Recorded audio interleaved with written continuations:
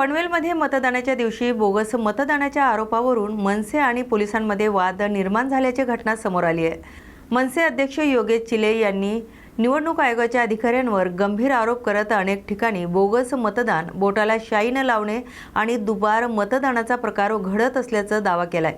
मतदान केंद्रावरच पोलीस आणि निवडणूक आयोगाच्या अधिकाऱ्यांसमोर प्रचंड गोंधळ झाल्याचं पाहायला मिळालं। या परिस्थितीत योगेश चिले यांनी मतदान प्रक्रिया थांबवावी अशी मागणी करत संतप्त प्रतिक्रिया दिली। दरम्यान पोलिसांकडून परिस्थिती नियंत्रणात आणण्यासाठी उपाययोजना करण्यात आल्यात। संपूर्ण घटनेची माहिती निवडणूक प्रशासनाकडून घेतली जात असल्याचं सांगण्यात येते। शूटिंग पण करता येणार नाही। जाईन करा ना सरळ आतमध्ये बसून करू शकता का तुम्ही? बोललो आतमध्ये मी काय बोललो मार्क घुसायचे का आतमध्ये? घुसायचे का? काय प्रॉब्लेम आहे तुम्हाला बाहेर आणून? एवढी कधी लोकशाहीमध्ये लोकशाहीत निवडणूक पारदर्शक झाली पाहिजे की नाही? मग हे अपारदर्शक खेळ कशाला खेळताय? शूटिंग कशी नाही? मी म्हणून बोललो ना बाहेर घेऊन या मार्कर, आज जायचं नाही म्हणून। आम्ही मानतोय ना सगळं कायदा पाळतोय। तुम्हाला काय प्रॉब्लेम आहे कायदा पाळायला? म्हणजे परिस्थिती कशाला बोलायचे? तुम्ही खरं वोटिंग करायचं देत असाल तरी शूटिंग करायला प्रॉब्लेम काय? त्याने एक मार्कर आणायला काय प्रॉब्लेम आहे? प्रॉब्लेम काय? मला दाखवतो नाही ते दुबार मतदार होत आहे म्हणून। चला मी तुम्हाला आता सांगतोय, एक माणूस जर बोगस मिळाला ना तुडवून काढेन मी इथे एकेकाला। एक माणूस, तुम्ही जबाबदार असाल त्याला। काय खेळ चालवलाय काय? त्यापेक्षा आणा ना हुकुमशाही घेऊन या, बसवा माड्यावरती सगळ्यांच्या। त्याला आम्ही लोकशाही करतोय आणि तुम्ही काय करताय? पाळणं जरा संविधान। मार्कर घेऊन या, मला बघायचंय मार्कर। आम्ही जाणार नाही त्याशिवाय। काय फालतूगिरी घुसणार मग या आरोने नाही तर बोलवा इथे।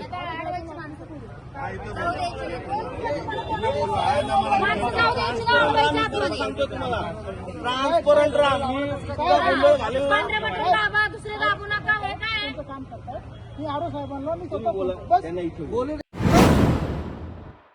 लोकशाहीचा सर्वात मोठा उत्सव असलेली मतदान प्रक्रिया आज राज्यभरातील महानगरपालिकांसाठी सुरू असून नाशिकमध्येही मतदारांचा उत्स्फूर्त सहभाग पाहायला मिळतोय। सकाळपासूनच शहरातील विविध मतदान केंद्रांवर मतदारांची मोठी गर्दी झाली होती।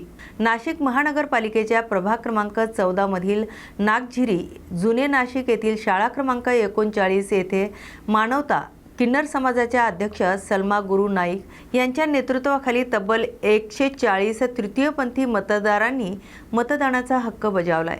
लोकशाही प्रक्रियेत सहभागी होत सर्व समाजासाठी काम करणाऱ्या प्रतिनिधीची अपेक्षा असल्याचं मत यावेळी तृतीयपंथी मतदारांनी व्यक्त केले। निवडून येणाऱ्या उमेदवारांनी सर्व समाज घटकासह तृतीयपंथी समाजाचे मंदिर, दफनविधी, गोसेवा आणि इतर प्रलंबित मागण्यांकडे लक्ष द्यावे अशी अपेक्षा त्यांनी व्यक्त केली। नाशिकमध्ये लोकशाहीच्या या प्रक्रियेत सर्व घटनांचा सहभाग दिसून येत असल्याचं चित्र पाहायला मिळते। छत्रपती संभाजीनगरमध्ये मतदान केल्यानंतर शिवसेना शिंदे गटाचे नेते संजय शिरसाट यांनी मतदान प्रक्रियेबाबत प्रतिक्रिया दिली आहे। महानगरपालिकेच्या निवडणुकीत काही ठिकाणी बोगस मतदान होण्याची शक्यता पूर्णपणे नाकारता येत नसल्याचं त्यांनी सांगितले। मतदान यंत्रणाबाबत बोलताना संजय शिरसाट म्हणाले की मोठ्या प्रमाणावर यंत्रणा कार्यरत असताना 2-4 ठिकाणी तांत्रिक अडचणी येऊ शकतात। मात्र निवडणूक अधिकाऱ्यांनी तात्काळ सुधारणा केल्यामुळे सध्या प्रक्रिया सुरळीत सुरू आहे। मार्कर पेनने शाई लावण्याची पद्धत प्रथमच वापरण्यात आली असून काही ठिकाणी शाई लवकर निघत असल्याच्याही तक्रारी आल्या आहेत, असंही त्यांनी नमूद केले। दरम्यान लोकशाहीमध्ये आपण जनतेचे सेवक आहोत ही भावना सर्वांनी ठेवायला हवी, असं सांगत त्यांनी राजकीय वक्तव्यावर संयम राखण्याचं आवाहन केलंय। परिवर्तन हे लोकशाहीचं वैशिष्ट्य असून शहर विकासाच्या दिशेने पुढे जाणार असा विश्वासही त्यांनी व्यक्त केलाय। मुंबईत आज माध्यमांशी बोलताना उद्धव ठाकरे यांनी सत्ताधाऱ्यांवर गंभीर आरोप केलेत। एकाच वेळी गोंधळ, घोटाळे आणि सत्तेचा गैरवापर सुरू असल्याचं म्हणत त्यांनी राज्य सरकारवर टीका केली। उद्धव ठाकरे म्हणाले की सत्ताधाऱ्यांमध्ये सत्ता मिळवण्याची प्रचंड हवस असून इतकं निर्लज्ज सरकार आपण यापूर्वी कधीच पाहिलं नसल्याचा आरोप त्यांनी केलाय।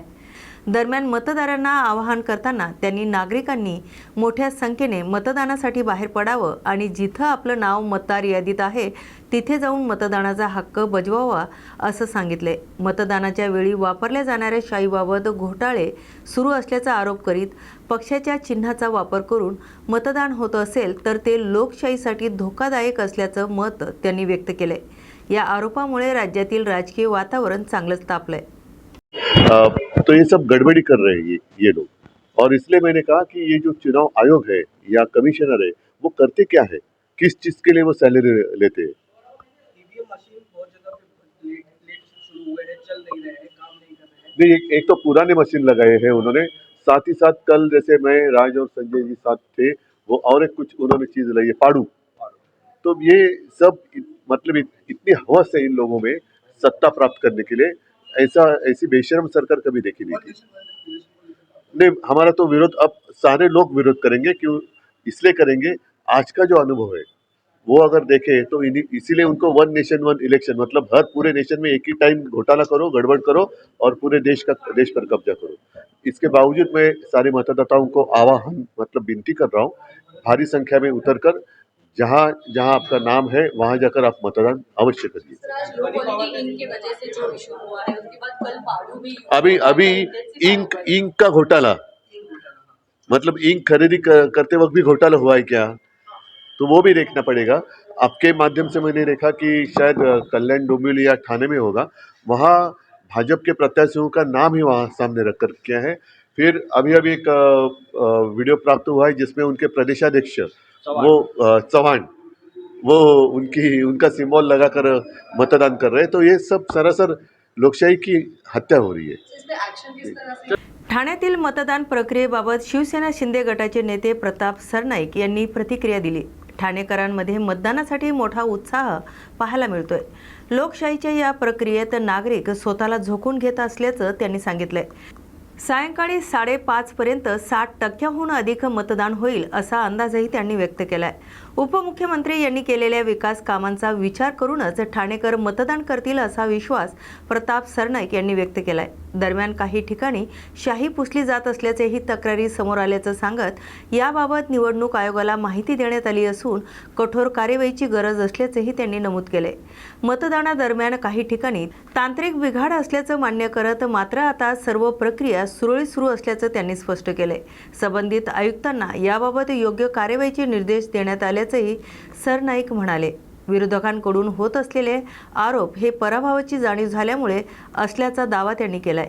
निकालानंतर चित्र स्पष्ट होईल आणि सर्व ठिकाणी महायुतीचाच महापूर निवडून येईल असा विश्वासही त्यांनी व्यक्त केलाय. यावेळी त्यांनी खासदार संजय राऊत यांच्या वक्तव्यावरही प्रतिक्रिया दिली.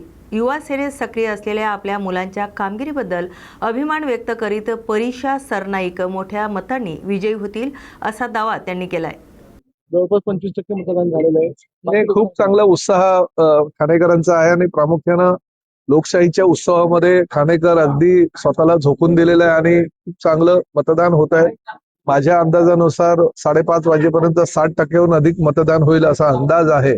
आणि ठाणेकरांनी विकासाच्या दृष्टिकोनातून मतदान केलेलं आहे आणि पुढे मतदान करतील. कारण एकनाथ शिंदे साहेबांनी ज्या पद्धतीने त्यांच्या मुख्यमंत्री पदाच्या कार्यकाळात आणि गेल्या उपमुख्यमंत्री पदाच्या कार्यकाळामध्ये ठाणे महापालिका क्षेत्रातील अनेक ठिकाणी जी विकास कामं केली त्या विकास कामांकडे बघून आणि शिवसेना प्रमुख आदरणीय बाळासाहेबांचे विचार जे महाराष्ट्रातील सर्वसामान्य जनतेमध्ये पोहोचवण्याचं काम एकनाथ शिंदे साहेब करतायत.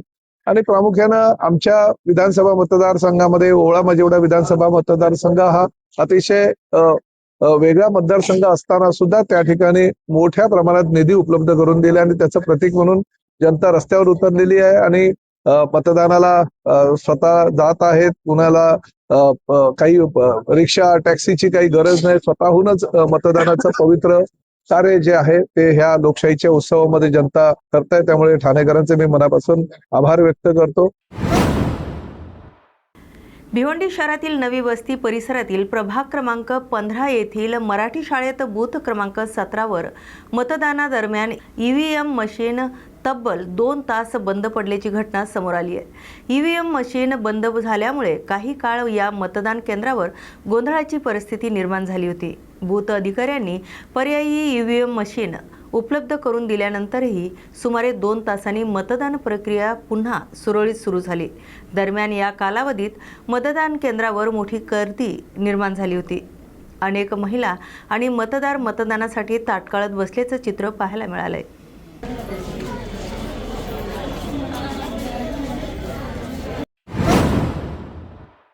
अमरावती महानगरपालिकेच्या निवडणुकीत राष्ट्रवादी काँग्रेस पक्ष मजबूत स्थितीत असल्याचा दावा आमदार संजय खोडके यांनी केलाय.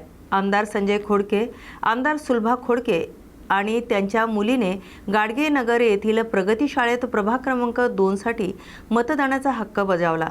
मतदानानंतर माध्यमांशी बोलताना आमदार संजय खोडके यांनी मनपावर राष्ट्रवादी काँग्रेसचा ध्वज फडकणार असल्याचा विश्वास व्यक्त केलाय.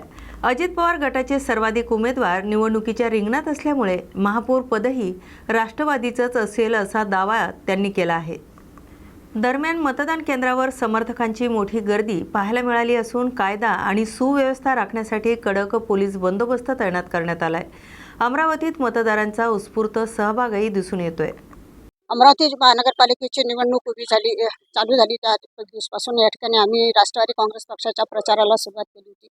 आणि आपल्या सर्वांना माहीत आहे की गेल्या 6 वर्षापासून अमरावती महानगरपालिका, कारण 4 वर्ष झाले महानगरपालिकेची निवडणूक झाली नाही, परंतु या ठिकाणी शासनाच्या माध्यमातून अमरावती शहराचा विकास करत असताना महाराष्ट्र शासनाकडून जास्तीत जास्त पैसा आणून त्या ठिकाणी विकास करण्याचं मी काम केलेलं आहे. आणि हेच आव्हान पुढे सांगितलं की या ठिकाणी राष्ट्रवादी काँग्रेस पक्षाच्या घड्याळ चिन्हाचं बटन दाबून जास्तीत जास्त उमेदवाराला या ठिकाणी नगरसेवक म्हणून निवडून द्या.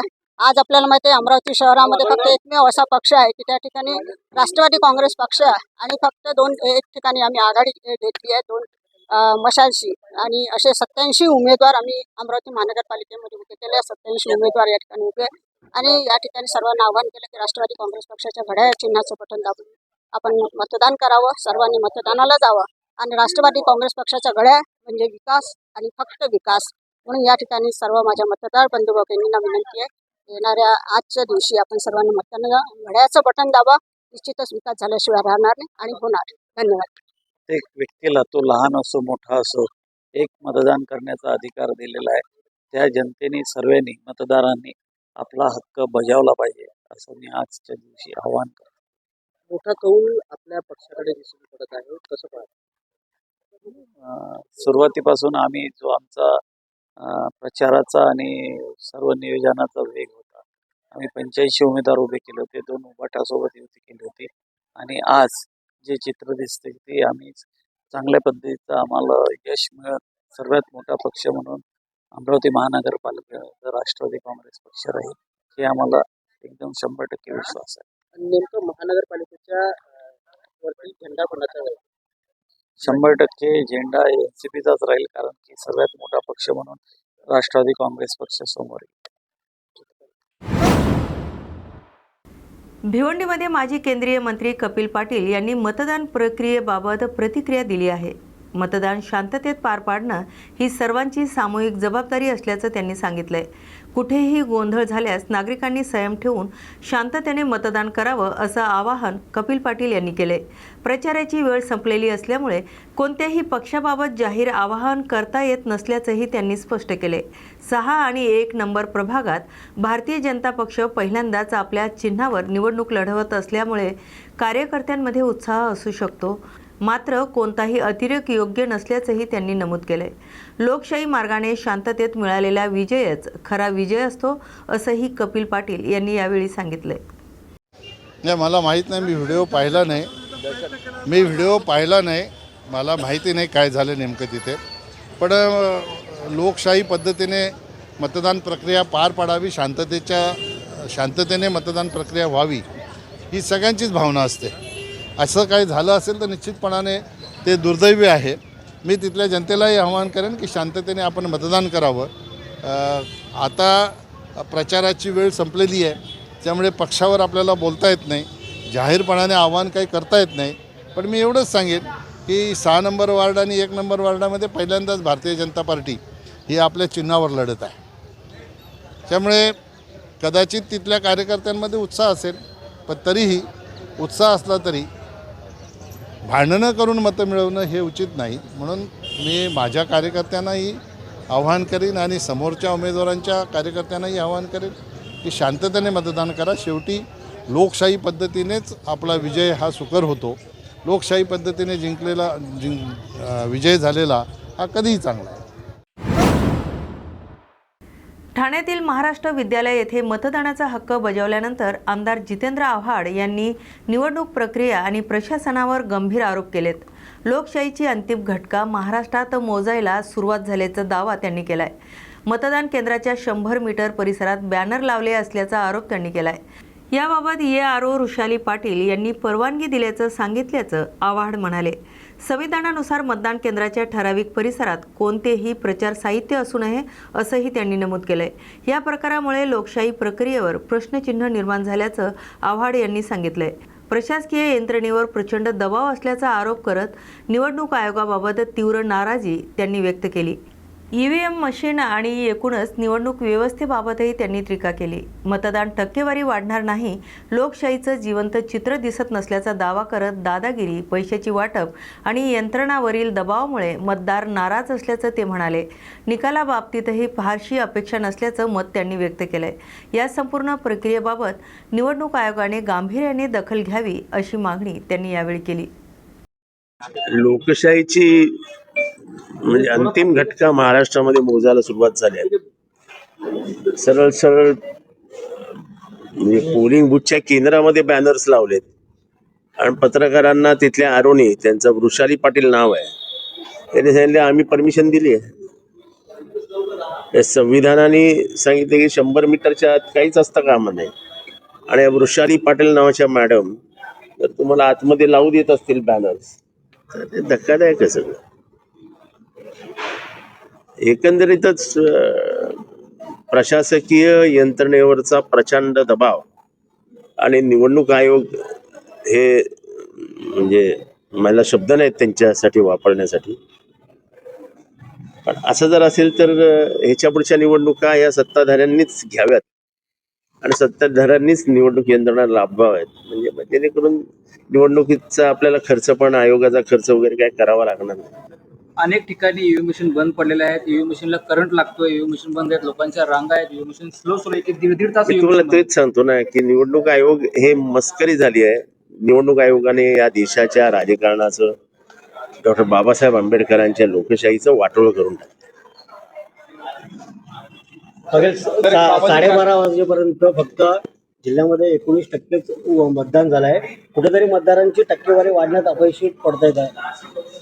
हळूहळू टक्केवारी पण वाढणार नाही, टक्केवारी पण होणार नाही, लोक मतदानालाच येणार नाहीत.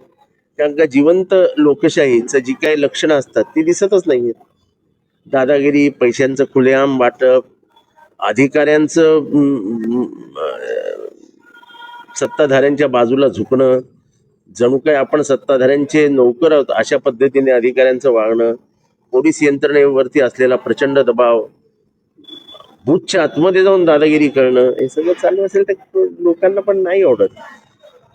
मंत्रिमंडळातले मंत्री आहेत गणेश नाईक, त्यांचंच नाव नाहीये, गणेश नाईकांचं नाव नाहीये मतदार यादीमध्ये नाव नव्हतं त्यांचं. एकनाथ शिंदेंना विचारत होतो. तर नोटा संदर्भात याचिका दाखल केलेली होती, मात्र कोर्टाने सांगितलं की तुम्ही त्या ठिकाणावरचे मतदार नाही, त्यामुळे ती फेटाळली कोर्टाने. नाही, मला माहित नाही. याच वृषाली पाटील यांच्या विरोधात अगोदर देखील कारवाई. मी स्वतः या वृषाली पाटीलांविरुद्ध सांगितलं होतं की या वाटेल ते करतात, वाटेल तशा वागतात, काहीही निर्णय देतात. पण निवडणूक आयोगाला लक्षच द्यायचं नाही. निवडणूक आयोगाला हे म्हणजे या त्या प्रक्रियेच 12 वाजवायचे, त्याला आपण काही. तुमच्या मुलींनी देखील आरोप केले की निवडणुका कशाला घेता, निवडणुका घेऊच नका, काय फायदा. पण मी तर अजूनही म्हणतो की निवडणुका घेऊच नका. सत्ताधारी पक्षाला सांगा की तुम्ही घ्या निवडणुका आणि निवडून या. उद्याचं काय चित्र असेल ठाणे आणि मला काय फार आशा म्हणजे फार काय आशा नाहीत. ओके. चंद्रपूर जिल्ह्याच्या सर्वांगीण विकासासाठी नागरिकांनी सक्रिय सहभाग घ्यावा असं आवाहन जिल्हाधिकारी विनय गौडा यांनी केलंय. लोकशाही बळकट करण्यासाठी मतदानाचा हक्क बजावणं अत्यंत महत्त्वाचं असल्याचं त्यांनी सांगितलंय. जिल्हाधिकारी विनय गौडा यांनी आज स्वतः मतदानाचा हक्क बजावत नागरिकांना मोठ्या संख्येने मतदान करण्याचं आवाहन केलंय. लोकशाही प्रक्रियेत नागरिकांचा सहभाग जितका जास्त असेल तितकं प्रशासन आणि विकास अधिक सक्षम होईल असंही त्यांनी नमूद केलंय. नमस्कार, मी आज माझा हक्क बजावलेला आहे. मी सर्व चंद्रपूरवासियांना विनंती करतो की त्यांनी पण त्यांचे हक्क आज बजवावे आणि पुढे हा चंद्रपूरच्या विकासासाठी दारी बनेल. भिवंडी शहरातील प्रभाग क्रमांक 1 मधील निवडणूक प्रतिष्ठेची ठरत असतानाच परिसरात तणावपूर्ण परिस्थिती निर्माण झाली आहे. कोंबडीपाडा, संगमपाडा आणि नजराणा कंपाऊंड परिसरात ही निवडणूक विशेष लक्षवेधी ठरली आहे.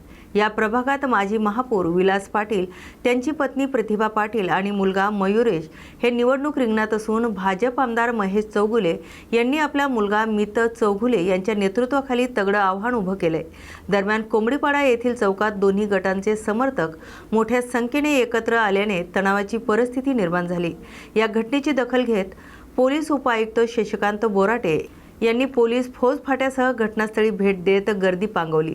याच दरम्यान आमदार महेश चौगुले यांच्या समर्थकांकडून कोणार्क विकास आघाडीचे विलास पाटील यांच्या कार्यकर्त्यांवर मारहाण झाल्याचा आरोप असून या घटनेची काही व्हिडिओ सोशल मीडियावर व्हायरल झालेत. या प्रकरणी पोलिसांकडून पुढील चौकशी सुरू असल्याचं सांगण्यात येत आहे. आज तर सकाळी जसं निवडणूक चालू झाली, वोटिंगला लोक जशी निघायला लागली, आम्ही राऊंडिंग मारत होतो सगळ्या बूथवरती. तर मला साईबाबा मंदिरकडनं आमच्या ज्या महिला बसलेल्या होत्या टेबलवरती, त्यांनी फोन केला आणि सांगितलं का इथे येऊन ही सगळे लोक दादागिरी करत आहेत. बाहेरच्या बऱ्याचशा बायका आणलेल्या मारामारी करायला, बोगस वोटिंग करण्यासाठी लोक आणलेली. तर त्यासाठी मी तिथे बघायला गेली. तिथे आमचे भाऊ होते इथे. त्यांनी विचारलं त्यांना का काय झालं काय नाही, तर त्याच्यावरनं त्यांना मारायला चालू केलं आणि एवढा मारला का त्यांच्या तोंडावरनं रक्त वगैरे सगळं निघालेलं आहे. त्यानंतर तो प्रकरण झाला. मी महेश चौगुलेंशी बोलली, काय चाललं आहे काय, तर ते उलटसुलट मला बोलायला लागले. तर माझ्या पोरांनी त्यांना रागाने विचारलं का तुम्ही अशा प्रकारे कसे काय बोलू शकता. तर त्यांनी माझ्या पोराला शिव्यागाळी केल्या. त्याच्या माणसांनी माझ्या पोरावरती हात उगारला आणि धक्कामुक्की केली आमच्याबरोबर. तर त्यानंतर पोलीस डिपार्टमेंट तिथे आल्यानंतर आणि पोलीस डिपार्टमेंट तिथे असतानासुद्धा या लोकांनी काहीच कारवाई केली नाही तिथे. ते फक्त बघायचं काम करत होते, एकही शब्द तिथे बोलले नव्हते. आणि त्यानंतर चॅलेंज ग्राउंडवरनं आम्हाला फोन आला का आमचा जो मुलगा आहे ऋषभ, त्याला पण मारहाण केली. त्याला पळून मारायला लागला. तुझं काय काम आहे. तिथे एक आमचा दुसरा मुलगा होता केड्या म्हणून, त्याच्या मागे लागले, त्याला उलटसुलट बोलायला लागले. अशा प्रकारे हे लोक तिथे दादागिरी करतात. तिथेही पोलीस होते, तिथेही त्या लोकांनी पण नाही करत. हो, जाणून दहशत पसरवत आहेत ते लोक आणि लोकांना त्रास द्यायचा प्रयत्न. काही बायकांनी मला ही कंप्लेंट केली, ते लोक आम्हाला धमकवत आहेत का कमळाला जर वोटिंग केलं नाही का तुम्हाला इथे उभे राहून नाही देणार, तुम्हाला इकडे येऊन नाही देणार, अशा धमक्या द्यायला लागले.